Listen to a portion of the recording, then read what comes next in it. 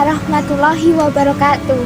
Halo sobat semua, bagaimana kabar kalian hari ini? Semoga kalian semua baik-baik saja ya. Nah, namaku Tasya Dian Mulyana. Di sini aku membuat vlog mengenai hal-hal apa saja sih yang perlu kita siapkan ketika kita mempunyai cita-cita menjadi seorang menteri di Indonesia.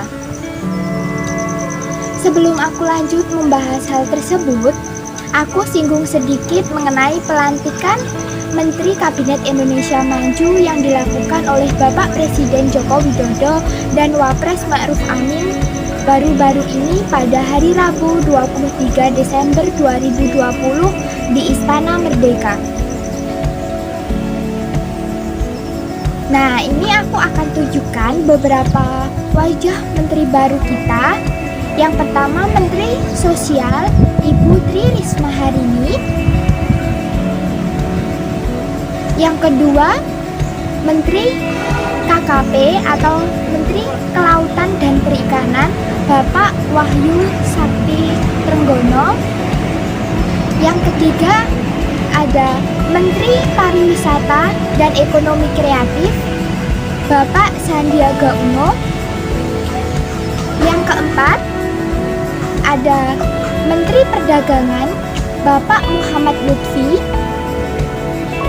Yang kelima, Menteri Agama Bapak Yahud Khalil Kauman. Yang terakhir, Menteri Kesehatan Bapak Budi Gunadi Sadikin. Dari beberapa menteri tersebut, ada satu menteri yang menarik untuk kita bahas. Siapa beliau?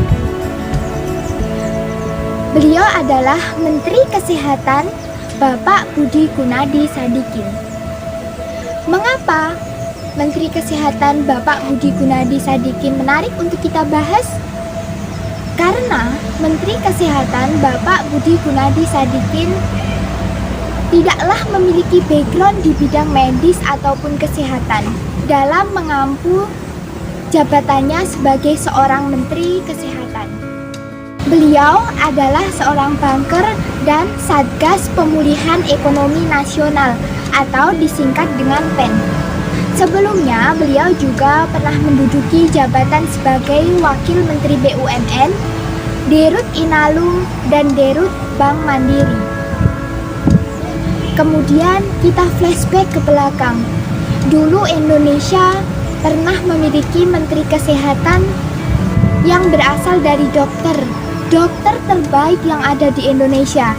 Namun kinerja beliau dianggap gagal karena tidak mampu menangani masalah di bidang manajerial. Lalu di beberapa negara ada memiliki Menteri Kesehatan tetapi tidak memiliki background di bidang medis ataupun kesehatan. Beberapa negara tersebut antara lain ada negara Singapura, kemudian Selandia Baru, Belanda, Jepang, dan Denmark. Kini Indonesia telah melakukan perubahan paradigma di mana menjadi seorang menteri tidak melulu berasal dari background yang sama dengan jabatan menteri yang akan diampunya. Inilah yang menjadi titik sentral pergerakan Indonesia dalam menangani COVID-19. Dari pemaparan aku, dapat ditarik kesimpulan bahwasanya menjadi seorang menteri harus memiliki dua hal penting. Yang pertama, memiliki kemampuan leadership dan soft skill dalam mengelola organisasi kelembagaannya. Yang kedua, harus memiliki kemampuan manajerial yang baik. Nah, untuk teman-teman yang memiliki cita-cita menjadi seorang menteri di Indonesia bisa mempersiapkan diri dengan mengikuti beberapa organisasi yang kalian minati, baik itu di lingkungan sekitar maupun sekolah serta kampus.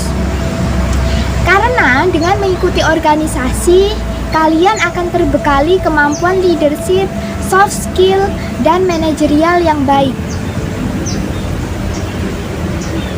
Nah, Itu beberapa hal yang dapat aku sampaikan di vlogku hari ini.